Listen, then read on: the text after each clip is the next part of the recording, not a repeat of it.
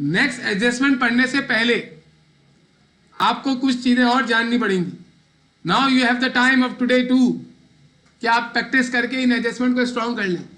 पहले भी मैंने आपको बता दिया था कि deferred expense, deferred revenue, accrued expense, accrued revenue की जो एडजस्टमेंट है ये अब दोबारा आएंगी तो, लेकिन समझाने के सेंस में नहीं आएंगी अभी.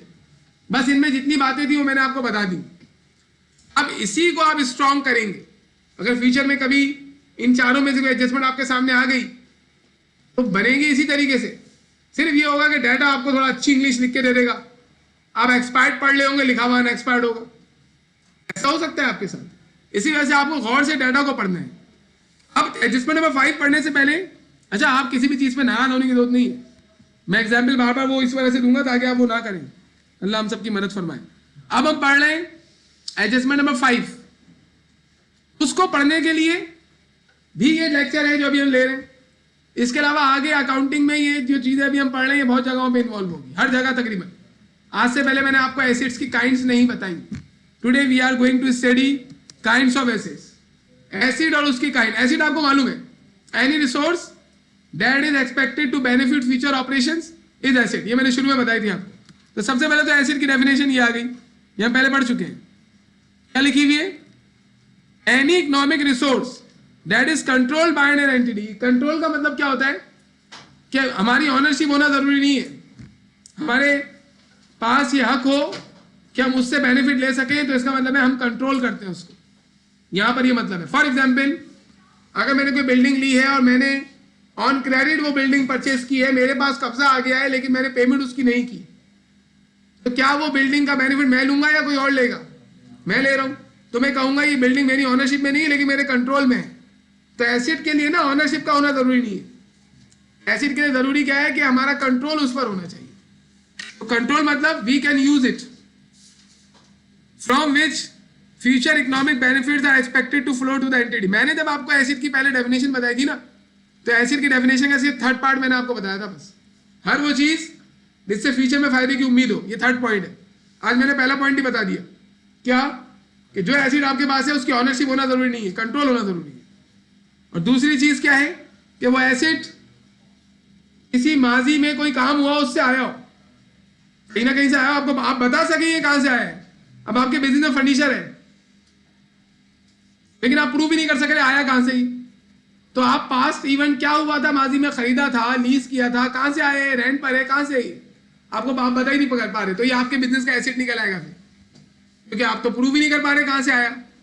अपनी वेल्थ को प्रूव करना आना चाहिए. इन शॉर्ट ये 2 पॉइंट याद रखें अभी. हर वो चीज जिसे फ्यूचर में फायदे की उम्मीद हो और उसका कंट्रोल ऑर्गेनाइजेशन के पास हो, तो वो क्या कहलाएगा? एसिड. फॉर एग्जाम्पल, फ्यूचर में फायदे की उम्मीद तो है लेकिन हमारा कंट्रोल ही नहीं है, मुझसे बेनिफिट ले ही नहीं सकते, तो हमारा एसिड तो नहीं है ना वो.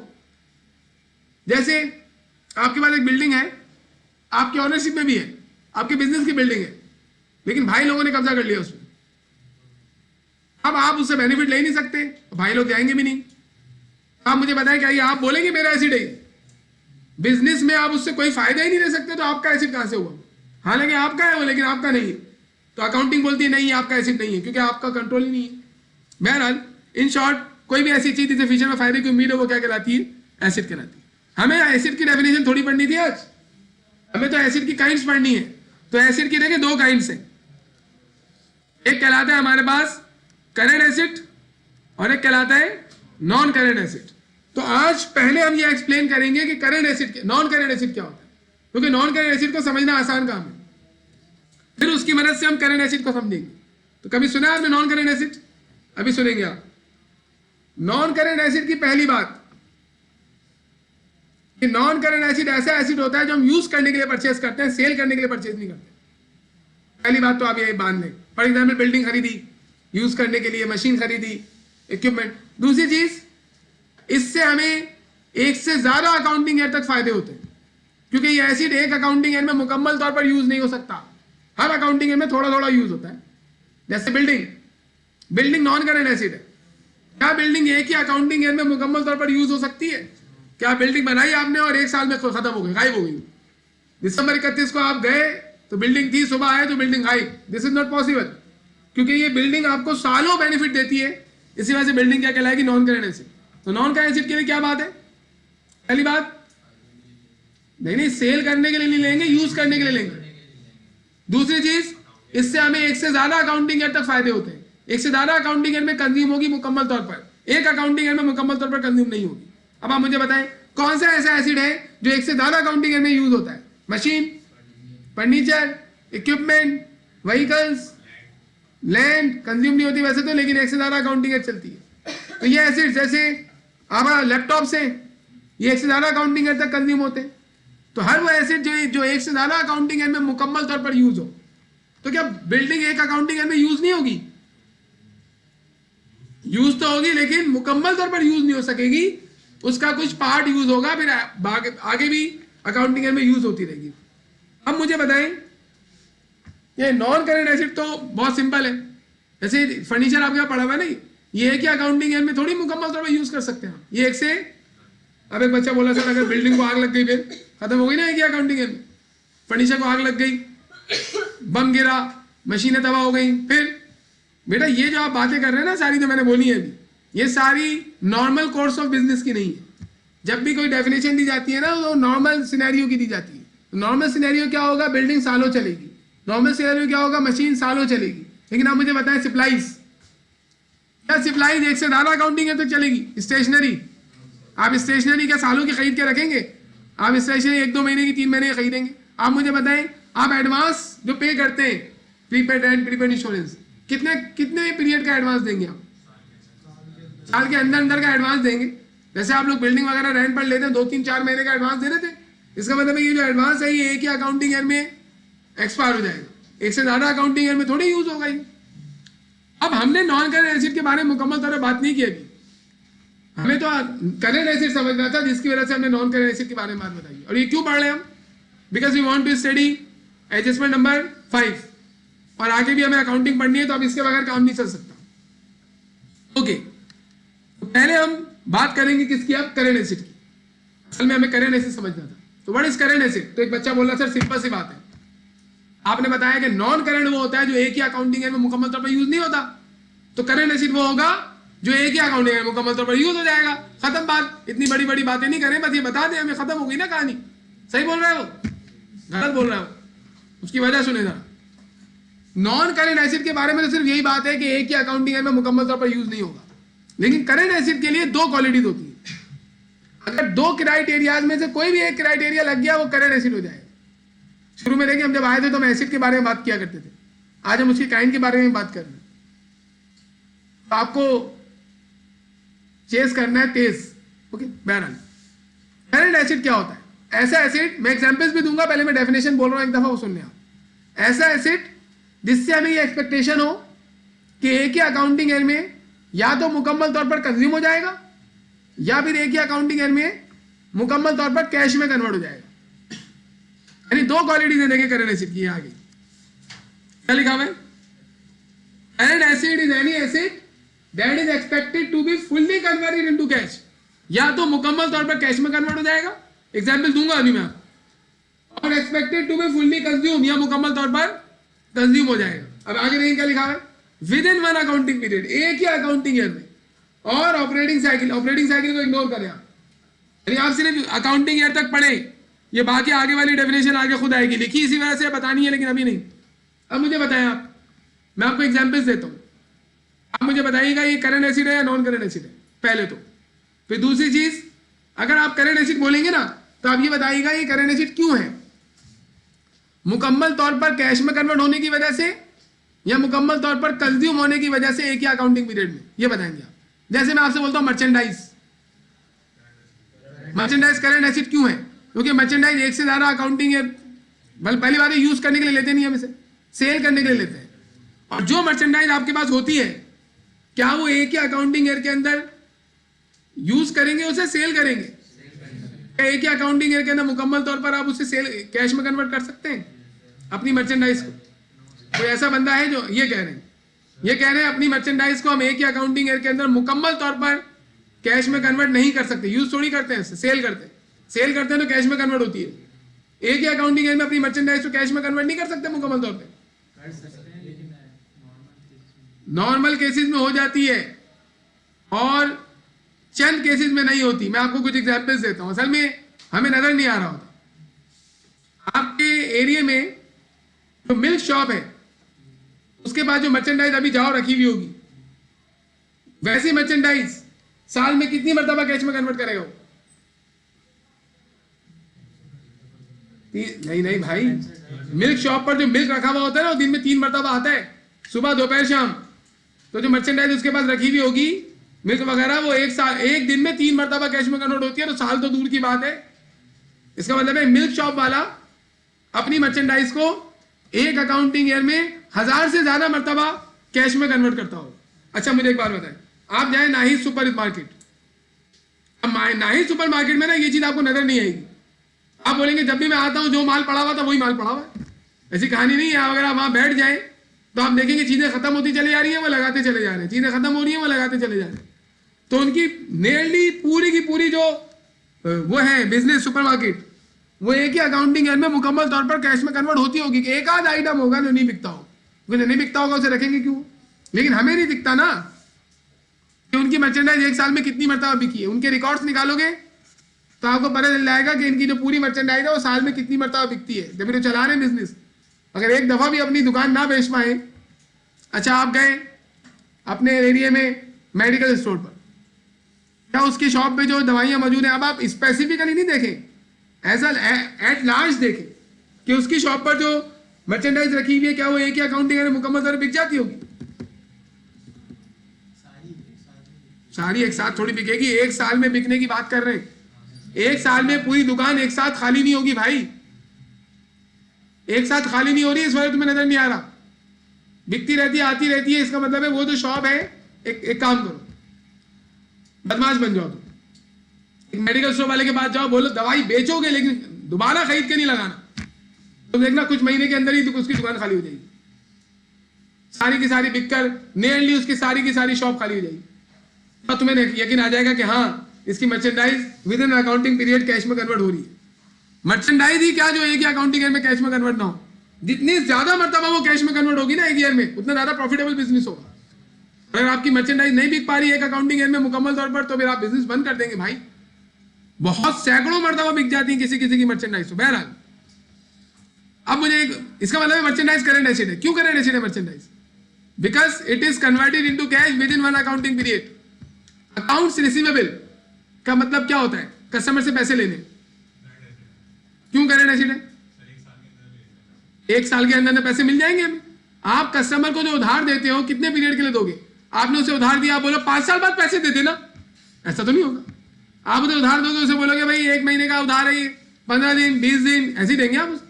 इसका मतलब है जो अकाउंट रिसीवेबल है वो 1 महीने के अंदर में मिल जाएगा, साल तो बहुत ज्यादा है। इसका मतलब है अकाउंट रिसीवेबल एक ही अकाउंटिंग पीरियड के अंदर अंदर कंज्यूम हो रहा है, कैश में कन्वर्ट हो रहा है। तो कोई पूछे अकाउंट रिसीवेबल करंट एसेट है या नॉन करंट एसेट, तो आप बोलेंगे करंट एसेट। वो बोले क्यों? आप बोले ये नहीं मालूम, तो गलत हो जाएगी बात। आपको बोलना है अकाउंट रिसीवेबल करंट एसेट इस वजह से है क्योंकि ये एक ही अकाउंटिंग ईयर के अंदर कैश में कन्वर्ट हो जाता है। नोट्स रिसीवेबल, उसका भी यही रीजन है, नोट रिसीवेबल भी कैश में कन्वर्ट होता है। बैंक भी एसेट है ना। नोट रिसीवेबल राइटिंग में प्रॉमिस होता है, यानी कस्टमर से जो पैसे लेने होते हैं, अगर उसने लिख के दिया है हमें कि वो पैसे दे देगा, तो उसको अकाउंट रिसीवेबल की जगह पर नोट रिसीवेबल बोलते हैं। प्रॉमिसरी नोट होता है। प्रॉमिसरी नोट कस्टमर लिख के देता है कि मैं तुमसे वादा करता हूं कि मैं तुम्हें पैसे दे दूंगा इस डेट को, तो डॉक्यूमेंट आया था ना हमारे पास, तो फिर हम अकाउंट रिसीवेबल नहीं बोलते, उसको नोट रिसीवेबल बोलते हैं। वो भी हमारा करंट एसेट है। और बताएं क्या बोला था मैं? बैंक करंट एसेट है, नॉन करंट एसेट है? क्यों करंट एसेट है? क्या बैंक के अंदर अगर तुम्हारे 10 करोड़ ट्रिलियन मिलियन डॉलर्स हैं, क्या तुम एक ही अकाउंटिंग ईयर के अंदर कैश में कन्वर्ट कर सकते हो? एक अकाउंटिंग ईयर तो बहुत ज्यादा है। अब 1-2 दिन में पैसे निकलवा लो उनसे, 1 हफ्ते में निकलवा लो मैक्सिमम, ज्यादा अमाउंट है तो। इसका मतलब है हमारा पूरा अमाउंट बैंक का कैश में कन्वर्ट हो सकता है एक अकाउंटिंग ईयर के अंदर तो हम बोलेंगे बैंक भी करंट एसेट है। और कैश कौन सा एसेट है? कैश तो होगा ही करंट, क्योंकि जो कैश में कन्वर्ट हो रहा है वो करंट एसेट, तो कैश खुद भी करंट एसेट। अच्छा और बताओ, prepaid rent current asset non current asset? क्योंकि एडवांस हम देंगे 1 साल से कम मुद्दत के लिए, लेकिन ये करंट एसेट क्यों है? कंज्यूम होने की वजह से। पूरा बोलेंगे आप। फिर एडवांस रेंट एक ही अकाउंटिंग ईयर के अंदर, फिर गला फाड़ के वो बोल रहा हूँ एक ही अकाउंटिंग ईयर के अंदर, आपने बोल दिया कंज्यूम हो जाएगा। एक ही अकाउंटिंग ईयर के अंदर मुकम्मल तौर पर कंज्यूम हो जाएगा, एडवांस रेंट। इसी वजह से ये करंट एसिड है। अच्छा, सप्लाईज, ये करंट एसिड क्यों है? एक ही अकाउंटिंग ईयर में मुकम्मल तौर पर कंज्यूम हो जाएगी। तो cash, bank, note receivable, account receivable and merchandise, they are current asset because they are converted into cash, they are fully converted into cash within one accounting period. आपके supplies and prepaid are current asset because they are fully consume within one accounting period. Furniture कौन सा acid है? तो फिर तो इसमें ये वाली डेफिनेशन तो लगेगी नहीं ना। अच्छा, मुझे एक बात बताएं, आपके घर में बिरयानी पकी, 2 दिन में खा ली, इस बिरयानी ने कितने दिनों तक फायदा दिया? तो करंट एसिड कितने अकाउंटिंग पीरियड में कंज्यूम होता है? एक ही अकाउंटिंग ईयर में मुकम्मल तौर पर कंज्यूम हो जाएगा ना। तो करंट एसिड से कब तक फवाइद होंगे? एक ही अकाउंटिंग ईयर तक। तो करंट एसिड को एक्सप्लेन करने का एक तरीका ये भी है कि कोई भी ऐसा एसिड जिससे हमें एक्सपेक्टेशन हो कि वो इकोनॉमिक बेनिफिट देगा सिर्फ एक अकाउंटिंग ईयर के लिए, वो क्या कहलाएगा? Current acid. एक ही अकाउंटिंग ईयर तक बेनिफिट देके कंज्यूम हो जाएगा या कैश में कन्वर्ट हो जाएगा। तो ये तो करंट एसिड। अब इसके एग्जांपल्स देखें आप, ये एग्जांपल्स आ गए देखें।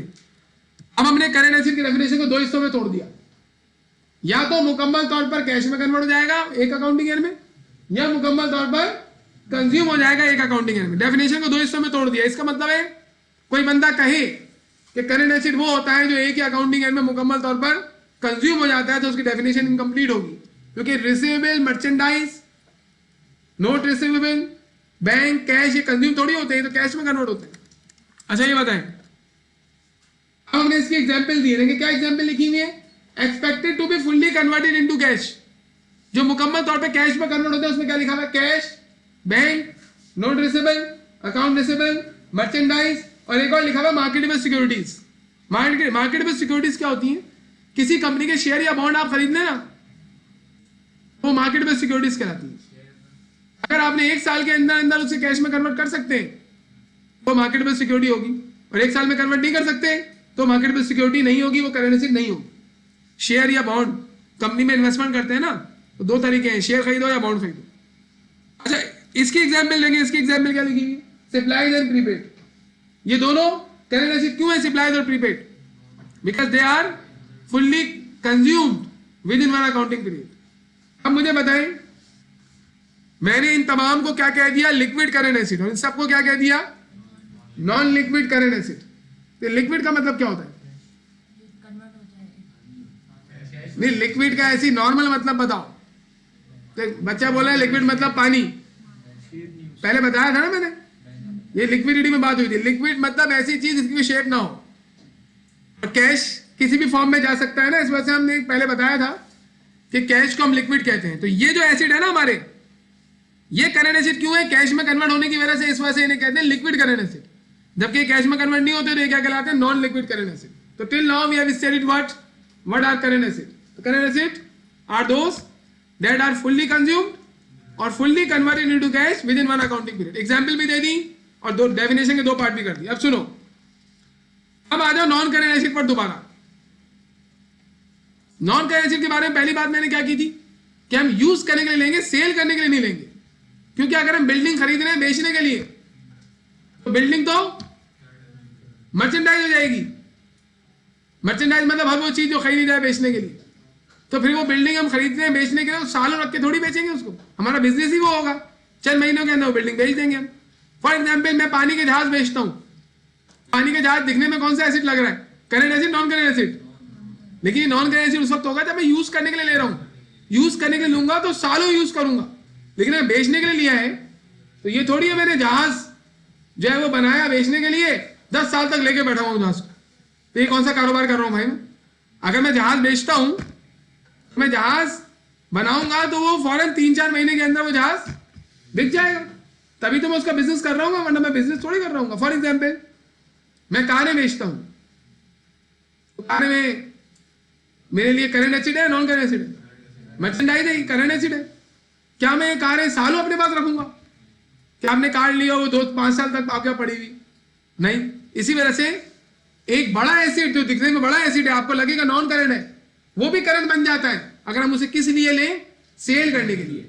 इसी वजह से नॉन करंट एसिड की जो डेफिनेशन है ना, उसमें पहली बात ही ये लिखते हैं हम, क्या लिखते हैं? Not purchase with the purpose of sale, sale करने के लिए नहीं खरीदेंगे आप इसे, यूज करने के लिए खरीदेंगे। अगर यूज करने के लिए खरीदेंगे तो नॉन करेंट एसिड में आएगा, वरना वो आएगा ही नहीं इसमें। अब देखिए नॉन करेंट एसिड के और क्या क्या नाम है, फिक्स एसिड, प्लांट एसिड, इसके और भी नाम है, ये 3 नाम याद रखेंगे। क्या लिखा हुआ है देखिए, not purchase with the purpose of sale, बेचने के लिए नहीं लेते इसको। और दूसरी क्या है, expected to be fully consume in more than 1 accounting year, एक अकाउंटिंग ईयर में कंज्यूम नहीं होगा, 1 से ज्यादा अकाउंटिंग ईयर तक चलेगा। और expected not to be fully consume in 1 accounting period. देखिए दोनों 2 डिफरेंट तरीके से लिखी हुई है। इसमें लिखा हुआ है मुकम्मल तौर पर एक अकाउंटिंग ईयर में कंज्यूम नहीं, इसमें लिखा हुआ है मुकम्मल तौर पर एक अकाउंटिंग ईयर में कंज्यूम नहीं होगा, और ऊपर वाले में लिखा हुआ है 1 से ज्यादा अकाउंटिंग ईयर में कंज्यूम होगा मुकम्मल तौर पर। तो बात तो वही हो गई ना, एक एसेट 1 से ज्यादा अकाउंटिंग ईयर तक बेनिफिट दे, सॉरी 1 से ज्यादा अकाउंटिंग ईयर में कंज्यूम हो तो बेनिफिट कब तक देगा, 1 से ज्यादा अकाउंटिंग ईयर तक। जब भी नॉन करेंट एसिड के बारे में कहते हैं कि non current asset is the stream of services, portion of services. भाई जब एसिड यूज करते हो तो एसिड की सर्विस मिलती है ना हमें, तो उसकी इतनी सर्विसेज होती है कि 1 साल में हम उसकी सर्विसेज ले ही नहीं पाते। इसी वजह से देखिए डेफिनेशन क्या लिखी हुई, any asset that is expected to provide economic benefits for more than 1 accounting year. अभी मैंने आपको एक एग्जांपल भी दी थी नॉन करेंट एसिड की, land, building, machine, equipment, fixture, furniture, गाड़ियां वगैरह, ये सब क्या है, नॉन करेंट एसिड। लेकिन इसके अलावा भी कुछ बातें हैं। अब देखिए क्या लिखा हुआ है, kinds of non current asset. Non current asset की भी काइंड है। नॉन करेंट एसिड की काइंड का मतलब क्या हुआ, ये सारे वो एसिड होंगे जो 1 से ज्यादा अकाउंटिंग ईयर तक कंज्यूम होंगे फिर मुकम्मल तौर पर, और सारे हमने यूज करने के लिए नहीं होंगे, सेल करने के लिए नहीं। तो इसमें देखिए क्या क्या है, एक कहलाता है टेंजिबल नॉन करेंट एसिड, और एक कहलाता है इनटेंजिबल नॉन करेंट एसिड, और एक कहलाता है नेचुरल रिसोर्स। अभी टेंजिबल नॉन करेंट एसिड क्या है, नाम से ही जाहिर है। देखिए 3 लफ्ज है इसमें, एक है एसिड, एसिड मतलब फ्यूचर में बेनिफिट मिलेगा। प्लांट लिखा हुआ है, प्लांट मतलब नॉन करेंट है, नॉन करेंट है, यानी 1 से ज्यादा अकाउंटिंग ईयर तक बेनिफिट देगा। टेंजिबल लिखा हुआ है, इसका मतलब क्या हुआ, एक बच्चा बोला सर मैं बताता हूँ, मतलब बताओ भाई, बोला जिसको छू सके देख सके वो टेंजिबल कहलाता है। This is correct. लेकिन आप ऐसे ये लिखेंगे पेपर में, अगर पूछ ले what is tangible plant asset, तो you are writing in English the non current asset that can be seen and touched.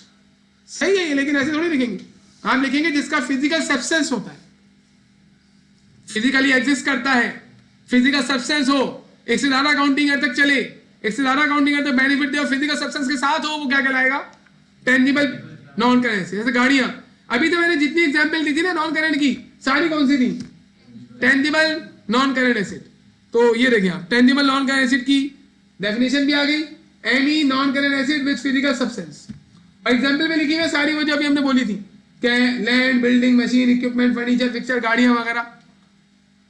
भाई मैं आपको ये एसिड की क्लासिफिकेशन क्यों बता रहा हूं, क्योंकि ये जो सारी क्लासिफिकेशन बताने के बाद आपको मालूम चलेगा कि हमारी एडजस्टमेंट नंबर 5 इन तमाम एसिड की काइंड में से एक से बिलोंग करती है। देखिए मैंने एंड में ना आपके लिए चार्ट भी बनाया हुआ है, ये एसिड की काइंड है, current asset, non current asset, current asset में liquid current asset, non liquid current asset, पीछे एग्जांपल्स दी हुई है, ये तो मैंने समरी के लिए बनाया है। नॉन करेंट एसिड में tangible non current acid, intangible non current acid और नेचुरल रिसोर्स। अब वापस आ जाए, अब हम पढ़ रहे हैं इंटेंजिबल नॉन करेंट एसिड। ये मुझे समझाना पड़ेगा, बाकी टेंजिबल नॉन करेंट एसिड तो सिंपल था। इंटेंजिबल के बारे में सुने, इंटेंजिबल नॉन करेंट एसिड का मतलब क्या हुआ, एसिड है, एसिड, एसिड मतलब फ्यूचर में बेनिफिट मिलेगा। नॉन करेंट है, इसका मतलब 1 से ज्यादा अकाउंटिंग है तो बेनिफिट देगा, और नजर भी नहीं आएगा, मतलब फिजिकल सब्सटेंस ही नहीं होगा। ये कैसे हो सकता है, कोई चीज नजर भी नहीं आया और फायदे भी दे रही हो। तो इसके लिए आप एग्जाम्पल सुने। एग्जाम्पल ये है कि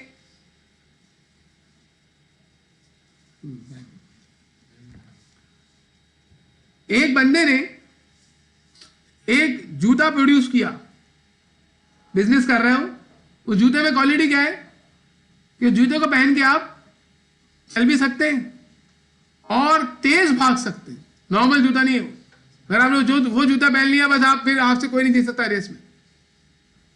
अब ये जूता जब मार्केट में आएगा तो लोग क्या करेंगे, दूसरी कंपनी के जूते लेने के बजाय ये जूते परचेज करेंगे, क्योंकि इसमें क्वालिटी है और जब तेज भाग पा रहे हैं तो और भी क्वालिटी तो होंगी ना इसमें।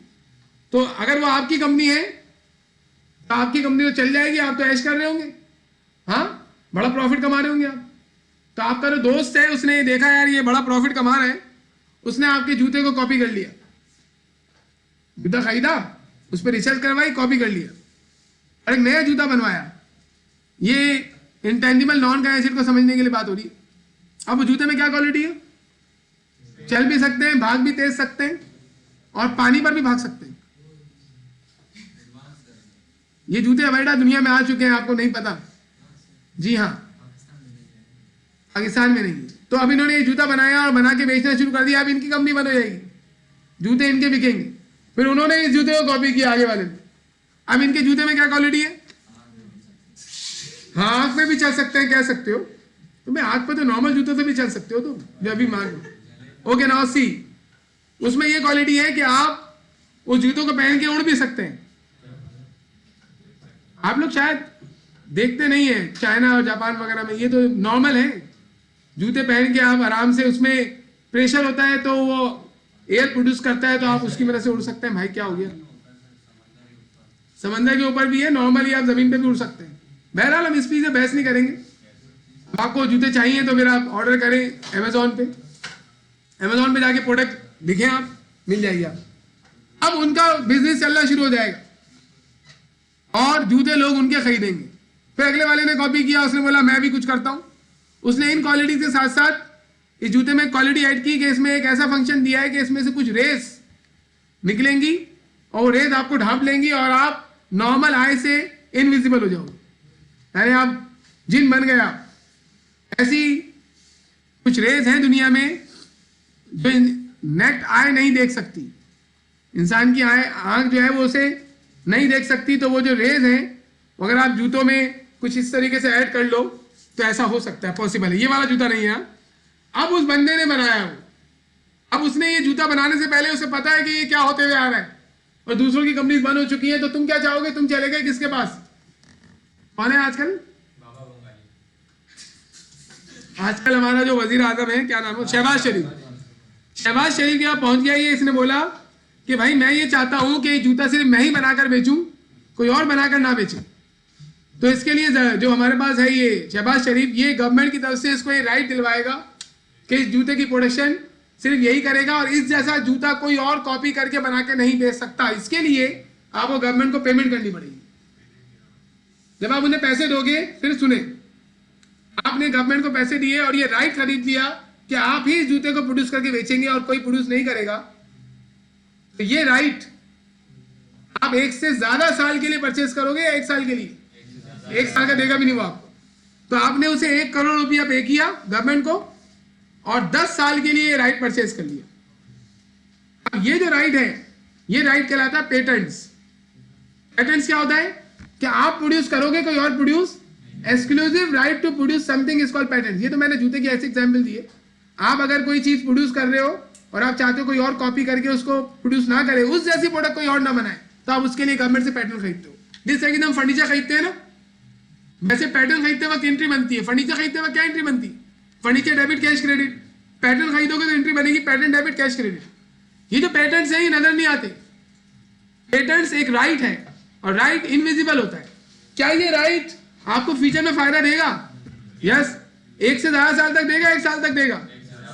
और क्या ये राइट का फिजिकल सब्सटेंस है? नहीं है।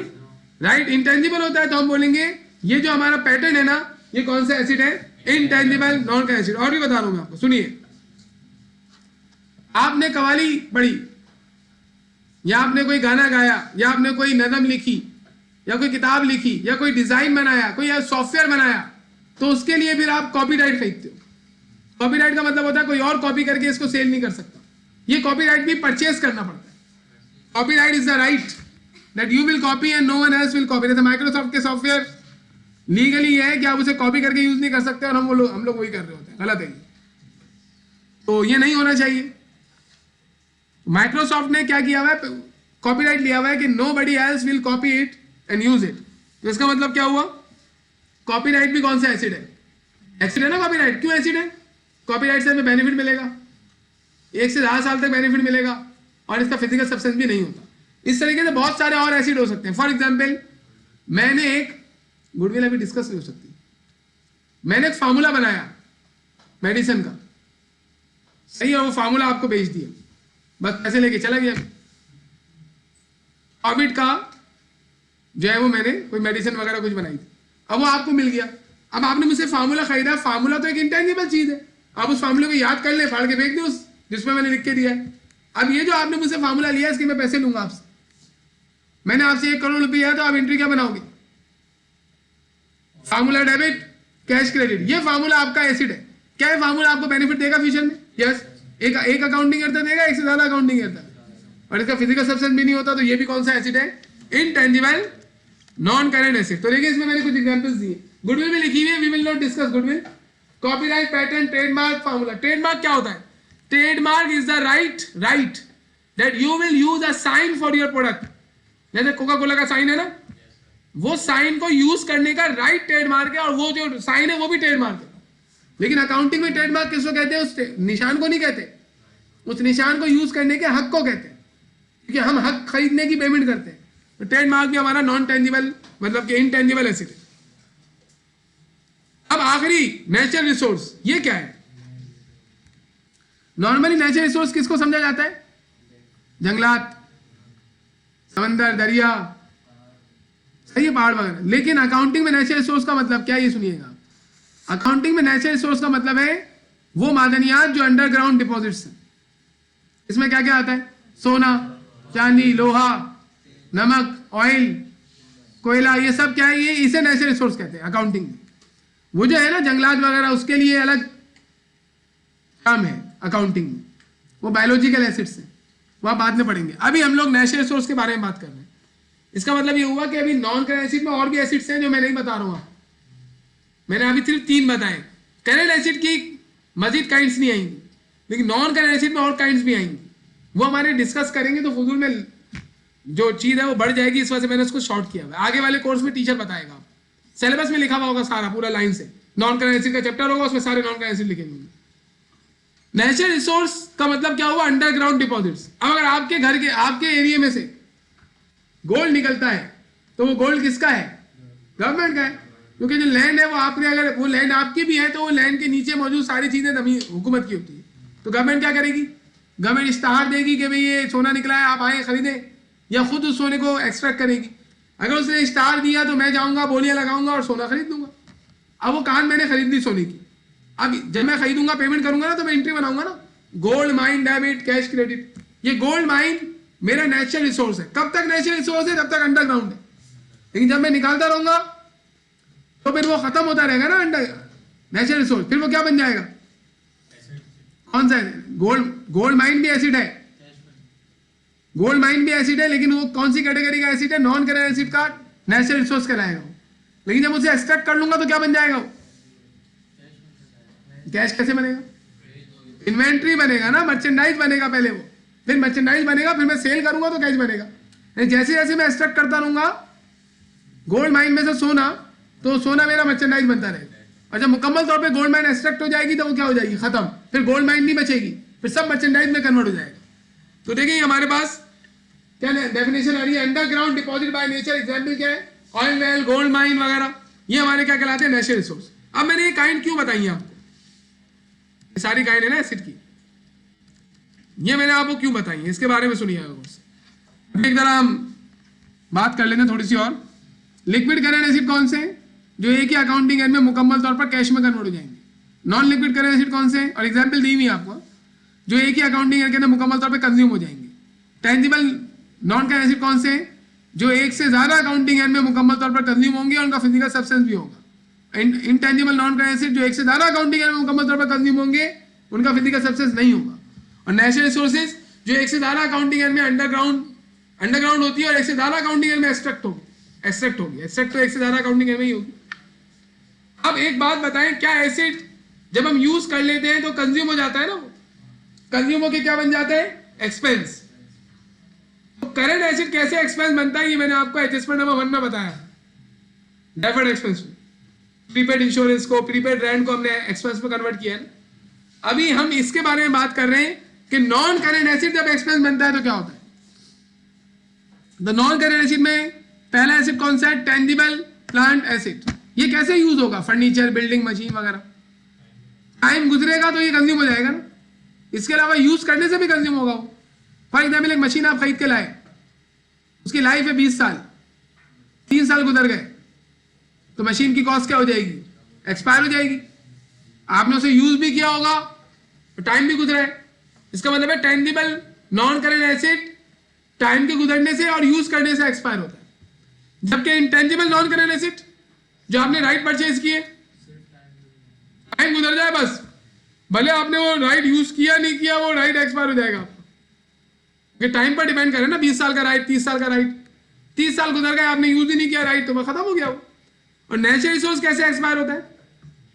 यूज करने, एक्सट्रैक्ट करने से, एक्सट्रैक्ट करने से एक्सपायर होगा ना वो नेचुरल रिसोर्स। तो अब और से सुनना जो बात आ रही है, जब tangible non current asset expire होगा ना तो उसको हम बोलते हैं डेप्रिसिएशन। क्या बोलते हैं? Depreciation is the term that is the expense for tangible non current asset।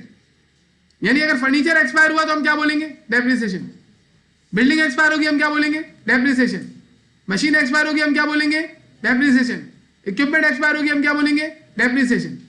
इसी तरीके से intangible non current asset expire हो तो हम उसके एक्सपेंस को बोलते हैं एमोटाइजेशन। यानी एमोटाइजेशन क्या है? एक्सपेंस का नाम है। डेप्रिसिएशन क्या है? एक्सपेंस का नाम है। लेकिन डेप्रिसिएशन किसके एक्सपेंस का नाम है? टेंजिबल नॉन करेंट एसेट के। और एमोटाइजेशन किस एक्सपेंस का नाम है? और नेचुरल रिसोर्स जब एक्सपायर होगा मतलब एक्सट्रैक्ट होगा तो हम बोलेंगे वो डिप्लीट हो रहा है, उसके एक्सपेंस को बोलते हैं डिप्लीशन। तो ये देखिए तीनों। What is the title for expense for non current asset? Non current asset expire होगा तो एक्सपेंस का नाम क्या होगा? तो डेप्रिसिएशन होगा कब? जब tangible non current asset expire होगा। और एमोटाइजेशन होगा जब इंटेंजिबल एसेट एक्सपायर होगा। और डिप्लीशन होगा जब नेचुरल रिसोर्स एक्सपायर होगा। So you have come to know 3 new terminologies: depreciation, amortization and depletion. And what we are going to study in adjustment number 5, we will study depreciation. यानी अभी मैं आपको depreciation की adjusting entry पढ़ाऊंगा, उससे पहले ये बताना जरूरी था एसिड की काइंड। अब मैं आपको ये बताऊंगा एग्जाम 5 में कि हम बिल्डिंग खरीद रहे हैं, लैंड खरीद रहे हैं, तो साल के एंड में वो एक्सपायर हो जाती है और डेप्रिशिएट हो जाती है। तो आप मुझसे थोड़ी पूछेंगे डेप्रिसिएशन क्यों बोल रहे हैं, आपको पता चल चुका है कि सारे टेंजिबल प्लांट एसिड जब एक्सपायर होते हैं कोई से भी इनमें से, तो उनका जो एक्सपेंस है उसे हम क्या बोलते हैं? Depreciation. We are going to study adjustment for depreciation that relates to tangible non current asset. लेकिन क्या ये जो हमने एसिड की क्लासिफिकेशन पढ़ी इसका ताल्लुक सिर्फ इसी एडजस्टमेंट से है? नहीं भाई, आगे अकाउंटिंग साइकिल में अब current asset, non current acid, tangible non current acid सब आ रहे होंगे हर जगह। ये क्लासिफिकेशन याद रखिएगा विद एग्जांपल्स, विद डेफिनेशंस। अब मुझे एक बात बताइए, टेंजिबल नॉन करेंट एसिड में कौन कौन से एसिड है? लैंड है, बिल्डिंग है, मशीन है। इसमें जो एक करेंट एसिड है ना, सॉरी, इसमें जो एक जो फिक्स एसिड है ना नॉन करेंट एसिड में, टेंजिबल में, लैंड। ये लैंड एक्सपायर नहीं होती, लैंड एक्सपायर ही नहीं होती। बिल्डिंग एक्सपायर होती है, मशीन एक्सपायर होती है, इक्विपमेंट एक्सपायर होती है। सारे tangible non current acid expire होते हैं, लैंड एक्सपायर नहीं होती। वजह क्या है? वो अलग चीज है। तुमने लैंड परचेज की बिल्डिंग बनाने के लिए, वो लैंड खत्म होगी कभी, लेकिन खत्म तो हो रही होगी ना, एक्सपायर तो हो रही होगी ना वो। लेकिन हम कैलकुलेट नहीं कर सकते। हम क्यों कैलकुलेट नहीं कर सकते जी? भाई मैं अगर आपसे बोलूं कि मैंने एक मशीन खरीदी है, 2 लाख रुपए की मशीनरी खरीदी है, 20 साल चलेगी। ये 20 साल चलेगी, मेरे पास कहां से आया? जिससे मैंने खरीदा है ना, उसने मुझे बताया है कि 20 साल इसकी एस्टिमेटेड लाइफ है। अब क्या तुम ये मालूम कर सकते हो कि 1 साल गुजर गया तो कितने की मशीन यूज हो गई? हाँ ना, 2 लाख रुपए कॉस्ट है उसकी, 20 साल चलेगी, तो 1 साल में कितनी यूज होगी? 10,000। 2 लाख को 20 से डिवाइड कर दें। 10 साल बोला था, 20 साल बोला था? 2 लाख रुपए 2 लाख रुपए कॉस्ट है, 20 साल चलेगी, तो 1 साल का एक्सपेंस हो जाएगा 10,000। 3 साल गुजर गया, कितना एक्सपेंस हो गया? तो ये आप कंप्यूट कर सकते हो, because you know the life. लेकिन मुझे पता है लैंड की लाइफ कितनी, you can not compute it. आप इसको एस्टिमेट भी नहीं कर सकते। तो आप ये मालूम, अगर आप लैंड परचेज कर रहे हैं, आपने एक लैंड परचेज की प्लॉट खरीदा 1 करोड़ का, जिससे खरीद रहे हैं आप उससे बोल रहे हैं जान से मार दूंगा अगर लाइफ नहीं बताई कि कितने साल चलेगी, तो बोलेगा जान से मार दो भाई, मैं ये नहीं बता सकता, या वो झूठ बोल के चले जाएगा कि 200 साल चलेगी, भाग गया। 200 साल बाद 250 साल बाद भी आप आएंगे, अगर जिंदा रहे आप, ऐसा नहीं हो सकता वैसे, तो लैंड वहां पर मौजूद होगी। इसका मतलब है we can not determine the life of land. क्या लैंड एक्सपायर नहीं हो रही होगी? अर्थ हमारी एक्सपायर हो रही होगी, नहीं हो रही होगी? हो रही होगी। तो इसका डेप्रिसिएशन कौन निकाल सकता है? अल्लाह निकाल सकता है बस। Okay, the life of land can be determine by God only. हम लोग नहीं कर सकते क्योंकि बहुत लंबी लाइफ है इसकी, वी कैन नॉट डिटरमिन। इसी वजह से लैंड का डेप्रिसिएशन नहीं होता, ये बात याद रखिएगा, this is very important point. Out of all tangible non-current asset, land is the one that is not being depreciated, that is not depreciated because of unlimited life, infinite life. इसके अलावा सारे use हो। अब देखिए मैंने यहाँ क्या लिखा हुआ है, डेप्रिसिएशन एक्सपेंस तो है, लेकिन किसका? ऐसे टेंजिबल प्लांट एसिड का जिसकी लाइफ क्या होगी? लिमिटेड। तो लिमिटेड लाइफ वाले सब है लैंड के अलावा। अब एक बात बताएं, आपने एक लैंड परचेज की और उस पर आपने जो है वो फर्श डलवा दिया, फर्श भी लैंड का पार्ट बन गया। क्या फर्श एक्सपायर होगा? इसे कहते हैं लैंड इंप्रूवमेंट, ये एक्सपायर होती है। फुटपाथ है तो वो एक्सपायर होगा, सड़क बना दी एक्सपायर होगी, लेकिन जो ओरिजिनल लैंड है उसको जो आपने खरीदा है उसकी कॉस्ट एक्सपायर नहीं होती। So what we are going to study now, we are going to study adjustment number 5। और मैं आपको एक राज की बात बताता हूँ, एडजस्टमेंट नंबर 5 बिल्कुल एडजस्टमेंट नंबर 1 जैसी है। 1 में क्या किया था हमने? एसिड को एक्सपेंस बनाया था, डेफर्ड एक्सपेंस। क्या किया था? इनिशियली एसिड रिकॉर्ड करके बाद में उसे एक्सपेंस बनाया था, और इनिशियली एक्सपेंस भी रिकॉर्ड किया था, उसको फिर बाद में एसिड बनाया था। लेकिन हम वो बात कर रहे हैं कि इनिशियली जब एसिड बनाया था तो बाद में एक्सपेंस बनाया था ना। तो अगर आप बिल्डिंग खरीद रहे हो तो क्या करोगे? उसका एक्सपेंस बनाओगे। बिल्डिंग खरीदी, आप बोल रहे हैं बड़ा मेरा एक्सपेंस हो गया। बिल्डिंग खरीदोगे तो एक्सपेंस है ही नहीं भाई, वो तो एसिड है तुम्हारा, फ्यूचर में बेनिफिट देगा। अगर तुमने फर्नीचर खरीदा, नॉर्मली लोग ये कर रहे होते हैं ना जिनको बिजनेस का पता नहीं होता, फर्नीचर खरीद के लाए 1 लाख रुपए का, घर आके क्या बोल रहे हैं? बड़ा एक्सपेंस हो गया यार। तो फर्नीचर है वो एक्सपेंस है ही नहीं, वो तो एसिड है, क्योंकि फ्यूचर में बेनिफिट देगा ना वो। एक्सपेंस अगर आप बोल रहे हो तो आपके कहने का मतलब क्या होना चाहिए कि बस इसी दफा का ये है। अब कोई मशीन खरीद के लाया, वॉशिंग मशीन, तो क्या बोल रहा है? इस महीने बहुत एक्सपेंस हो गया, वॉशिंग मशीन खरीदी मैंने, इस महीने मेरा एक्सपेंस ज्यादा हो गया। गलत बोल रहा है वो। वॉशिंग मशीन इज एसिड, कौन सा? Non current. लेकिन वो क्यों नहीं करता? उसे नॉलेज नहीं होती है इस चीज की। अब आपको तो पता है, तो आप डिस्टिंक्शन कीजिएगा कौन सा एसिड है, कौन सा एक्सपेंस है। तो मुझे एक बात बताएं, अगर आप फर्नीचर खरीदते हैं तो क्या आप इनिशियली उसको एक्सपेंस लिख सकते हैं? इसको तो आप कभी भी एक्सपेंस नहीं लिखेंगे, क्योंकि 1 साल में यूज ही नहीं हो सकता। तो मैनेजमेंट से जाके पूछेंगे आप ये फर्नीचर कब तक चलेगा? आपको इनिशियली फर्नीचर को एसिड ही रिकॉर्ड करना है, और जब साल का एंड आएगा, फॉर एग्जाम्पल आपने साल के दौरान एसिड फर्नीचर खरीदा 1 लाख रुपए का, साल का एंड आएगा तो फर्नीचर 1 लाख का ही लिखा हुआ होगा ट्रायल बैलेंस में। ट्रायल बैलेंस पता है ना, आपने जनरल ट्रायल बैलेंस की फुल प्रैक्टिस कर ली होगी, उम्मीद तो यही है, पता नहीं की नहीं की। तो फर्नीचर का नहीं की तो फिर कमजोरियां आगे फील होना शुरू हो जाएंगी। आप जो चीज छोड़ के जाओगे आगे कमजोरी फील होगी आप टॉपिक में। वैसे तो बड़े स्ट्रांग है आप। आपने फर्नीचर खरीदा तो फर्नीचर को आपने एसिड बना दिया, 1 लाख रुपए का फर्नीचर एसिड बन गया। अब 1 साल गुजरा तो आपके पास फर्नीचर 1 लाख रुपए के ट्रायल बैलेंस में नजर आ रहा है, तो क्या सही लिखा हुआ है? उसमें तो कुछ कॉस्ट एक्सपायर हो गई होगी ना। फॉर एग्जाम्पल फर्नीचर आपने खरीदा 3 लाख रुपए का, 3 लाख रुपए कॉस्ट है, 10 साल चलेगा, तो 1 साल में कितना यूज होगा? अब जनवरी 1 को हमने फर्नीचर खरीदा, आज दिसंबर 31 है, और फर्नीचर आज भी ट्रायल बैलेंस में 3 लाख का लिखा हुआ है, गलत लिखा हुआ है ना। तो आप उसे क्या करेंगे? आप बोलेंगे फर्नीचर कम करो, फर्नीचर की कॉस्ट 3 लाख नहीं, अब कितनी बच गई?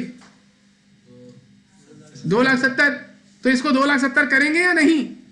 इसको करने के लिए आपको एक एडजस्टिंग एंट्री पास करनी पड़ेगी, एडजस्टमेंट नंबर 5, और एक्सपेंस को बढ़ाएंगे। और एक्सपेंस का नाम क्या होगा? ये डेप्रिसिएशन का एक्सपेंस किसके लिए है? बिल्डिंग के लिए, फर्नीचर के लिए, इक्विपमेंट के लिए, सबके लिए हो सकता है ना। बिल्डिंग का अगर बिल्डिंग वाला केस हुआ तो बिल्डिंग के लिए भी डेप्रिसिएशन एक्सपेंस बोलेंगे।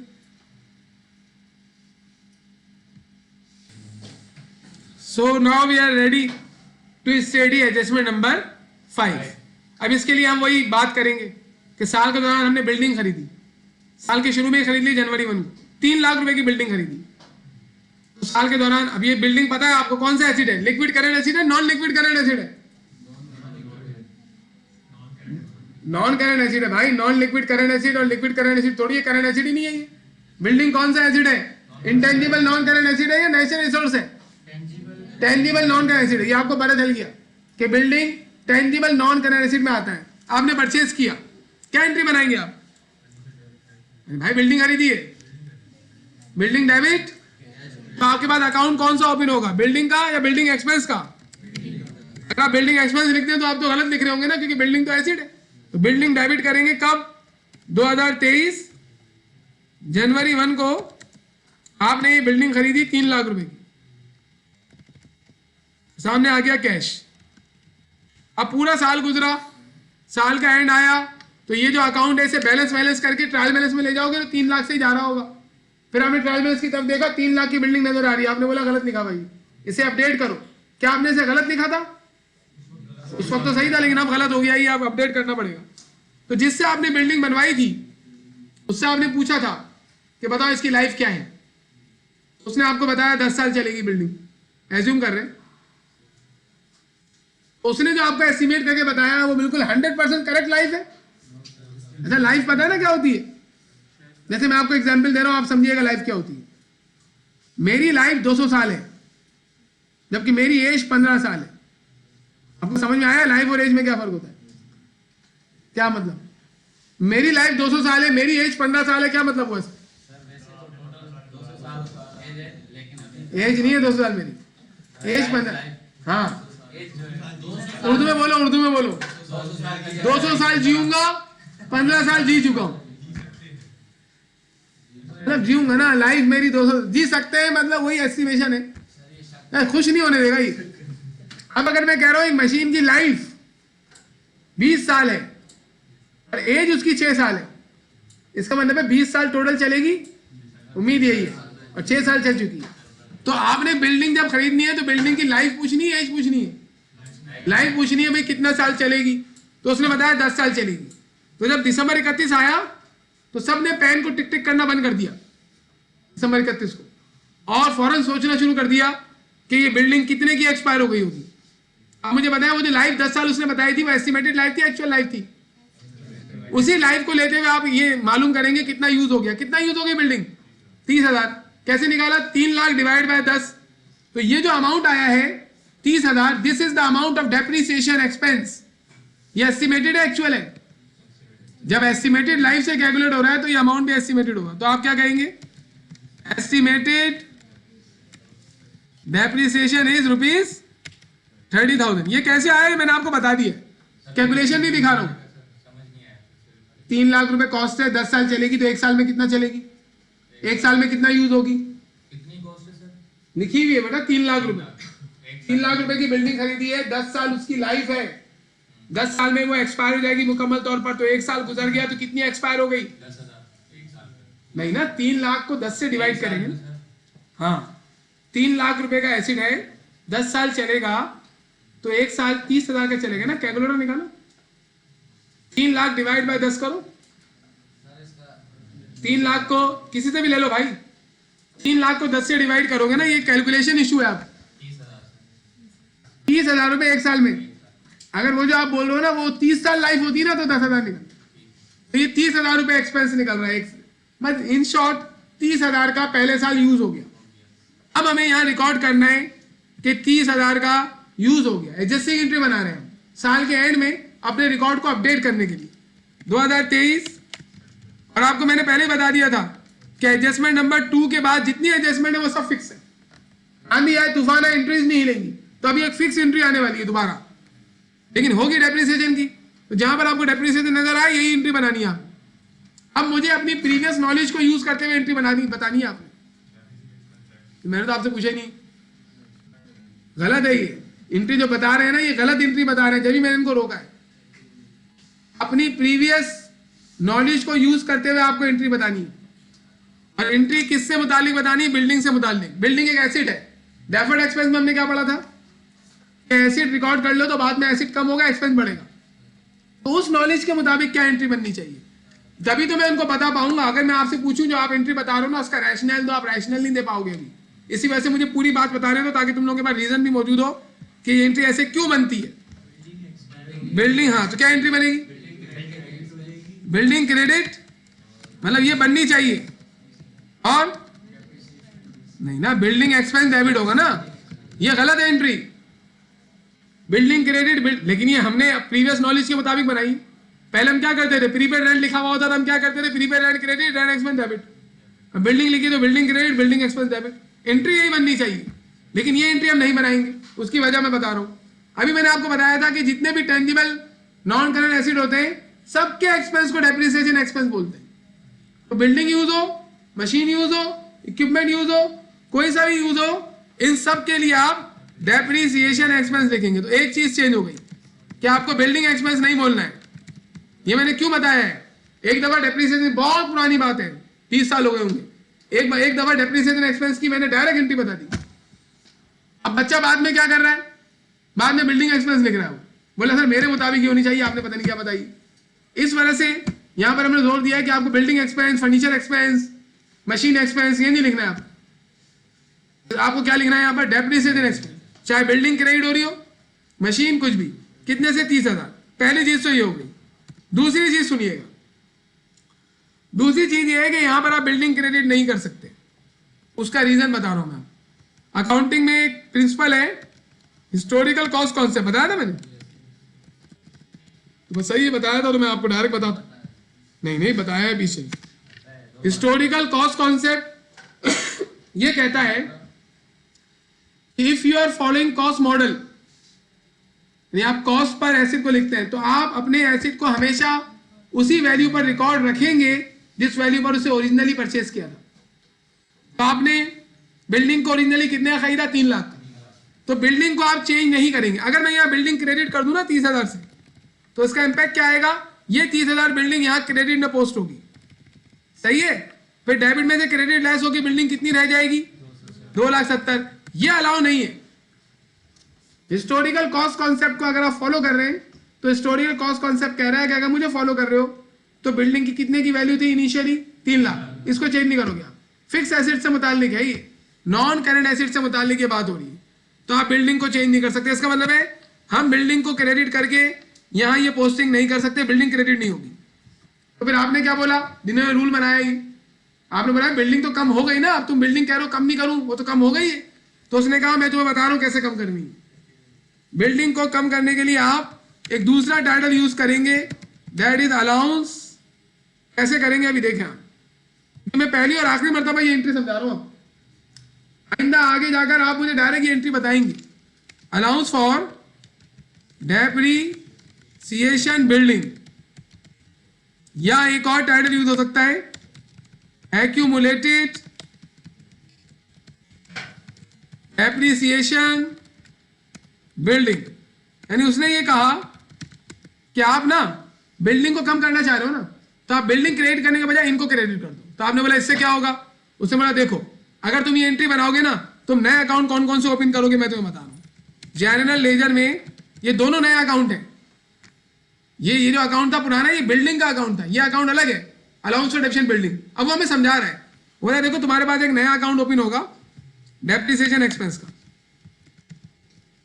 देखते हैं वो क्या बता रहा है। वो बोल रहा है भाई डेप्रिसिएशन एक्सपेंस को तुम 2023 दिसंबर 31 को क्या कर रहे हो? डेबिट। कितने ने डेबिट किया? 30,000। सामने आ जाएगा एडजस्टमेंट। फिर तुम्हारे पास एक और नया अकाउंट ओपन होगा, किसका? एक्यूमुलेटेड डेप्रिसिएशन बिल्डिंग या अलाउंस फॉर डेप्रिसिएशन बिल्डिंग। और तुम इसे क्या कर दोगे? क्रेडिट, क्योंकि एंट्री में क्रेडिट हो रहा है ना। ऊपर देखिए आप 2023 दिसंबर 31, और इसका एडजस्टमेंट में लिख दोगे क्या?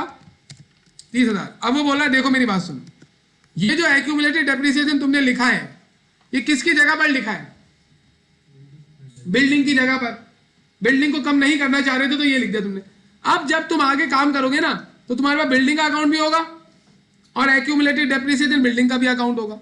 ये एक्यूमुलेटेड डेप्रिसिएशन बिल्डिंग जो है, ये बिल्डिंग की उलट है, अपोजिट अकाउंट है उसका। ये क्रेडिट में देख लें, और ये कहां पर है? डेबिट में। तो आप क्रेडिट में 30,000 से हो रहा है ना, ये क्रेडिट कितने से हो रहा है? 30,000 से हो रहा है ना एंट्री में क्रेडिट। 3 लाख से अगर तुमने इसे क्रेडिट कर दिया ना, तुम्हारे कहने का मतलब होगा पूरी बिल्डिंग इस्तेमाल हो गई। सर आपने भी वो जो हिस्टोरिकल वो कॉन्सेप्ट बताया था हिस्टोरिकल कॉस्ट कॉन्सेप्ट ये कहता है कि आप अगर यहाँ बिल्डिंग क्रेडिट कर दें तो बिल्डिंग के अकाउंट में जो 3 लाख रुपए नजर आ रहे हैं ना, वो 3 लाख नजर नहीं आएंगे। हिस्टोरिकल कॉस्ट कॉन्सेप्ट ये कहता है कि बिल्डिंग के अकाउंट में 3 लाख रुपए ही नजर आने चाहिए हमेशा, if you are following historical cost concept. तो इससे एक्यूमुलेटेड का ताल्लुक नहीं है, मैं कुछ और बता रहा था। आपने ये जो एक्यूमुलेटेड आपने क्रेडिट किया है ना, वो उसका मतलब बताया था मैं, अचानक पता नहीं क्या हुआ फिर। उसका मतलब ये है कि ये बिल्डिंग का उलट अकाउंट है। ये कहां पर नजर आ रहा है एक्यूमुलेटेड डेप्रिसिएशन का अमाउंट? क्रेडिट में है, डेबिट में है? अब बिल्डिंग कहां पर है? डेबिट में। आप फ्यूचर में बिल्डिंग लिखेंगे 3 लाख और ये एक्यूमुलेटेड 3 लाख उसमें से इनडायरेक्टली क्या कर देंगे? लेस कर देंगे। तो आपके पास देखिए 2 अकाउंट आ रहे होंगे, मतलब ऐसे लिखेंगे। देखिए आप लिखेंगे फॉर एग्जाम्पल आगे जाके बिल्डिंग लिखेंगे, जब आप अपना रिकॉर्ड किसी को दिखाएंगे 3 लाख में बिल्डिंग लिखेंगे और उसमें से आप लेस कर देंगे क्या? एक्यूमुलेटेड डेप्रिसिएशन, जो भी पूरा लिखकर 30,000 रुपए उसमें से लेस कर देंगे। तो बिल्डिंग का अमाउंट आपका कितना आ जाएगा? 2,70,000 आ जाएगा माइनस करने के बाद। इससे फायदा है अगर मैं डायरेक्ट बिल्डिंग को माइनस कर दूं, अगर मैं डायरेक्ट या बिल्डिंग क्रेडिट कर दूं, एक तो हिस्टोरिकल कॉस्ट कॉन्सेप्ट टूट जाएगा। दूसरा, बिल्डिंग डायरेक्ट हमें कितने की नजर आ रही होगी? 2,70,000। तो ऐसा नजर आ रहा होगा ऐसे बिल्डिंग थी ही कितने की। लेकिन यहां देखिए, ये अगर ऐसा डाटा होगा तो आपको क्या नजर आ रहा है? थी बिल्डिंग 3 लाख की, 30,000 की अब तक कंज्यूम हो गई, अब उसकी वैल्यू बच गई 2,70,000। तो इस एंट्री को ऐसा बनाने का ये रीजन है। पहली बार डेप्रिसिएशन एक्सपेंस डेबिट क्यों किया? क्योंकि all tangible non current asset के लिए डेप्रिसिएशन एक्सपेंस की कॉमन टर्म है, फर्नीचर एक्सपेंस बिल्डिंग एक्सपेंस नहीं बोलेंगे। दूसरा, बिल्डिंग क्रेडिट क्यों नहीं की? क्योंकि बिल्डिंग को क्रेडिट अगर कर देंगे, एक तो बिल्डिंग की वैल्यू हिस्टोरिकल कॉस्ट कॉन्सेप्ट टूट जाएगा और बिल्डिंग की वैल्यू चली जाएगी, और दूसरा ऐसा दिखाना ज्यादा डिटेल्ड है, इसी वजह से हम इसी को फॉलो करेंगे। तो आप याद कर लें, क्या याद कर रहे हैं? जब भी नॉन करेंट एसेट एक्सपायर होगा तो उसकी एक्सपायरेशन की एडजस्टिंग एंट्री जो बनेगी वो ये बनेगी, depreciation expense debit, allowance for depreciation या एक्यूमुलेटेड डेप्रिसिएशन क्रेडिट। और नरेशन हम लिखेंगे टू, ये फिक्स एंट्री है। डेप्रिसिएशन लिखा हुआ नजर आया तो आंखें बंद करके ये एंट्री बना देना टू रिकॉर्ड। लेकिन मैंने आपको रीजन बताया है कि डेबिट हमने चेंज क्यों किया, बिल्डिंग एक्सपेंस क्यों नहीं लिखा और बिल्डिंग को क्रेडिट क्यों नहीं किया। To record estimated. अब देखो मेरी बात सुने, बोलें क्या बोल रहे हैं? दोनों चीजें ही रिकॉर्ड हुई हैं। आप क्या लिखना चाह रहे हैं? To record estimated depreciation and estimated allowance for depreciation. हाँ सही है। आप क्या नरेशन लिखना चाह रहे हैं मुझे बताएं, फिर मैं आपको जवाब दूंगा। टू रिकॉर्ड एस्टिमेटेड डेप्रिसिएशन का मतलब क्या है कि हमने जो इस साल का डेप्रिसिएशन था वो रिकॉर्ड कर लिया।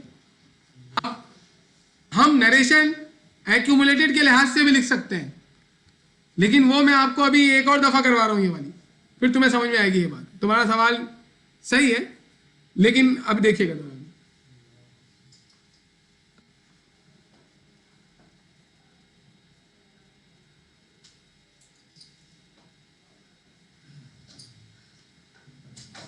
What is this?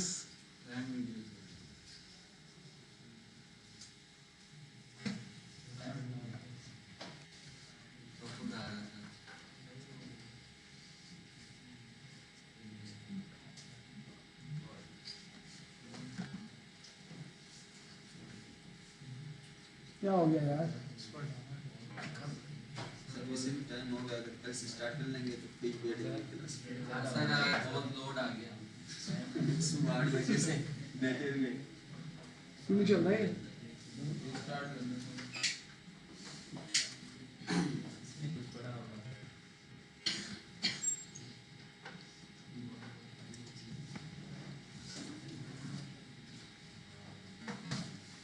Tomorrow we will study new adjustment. तो अभी मैं इसको खत्म करूंगा।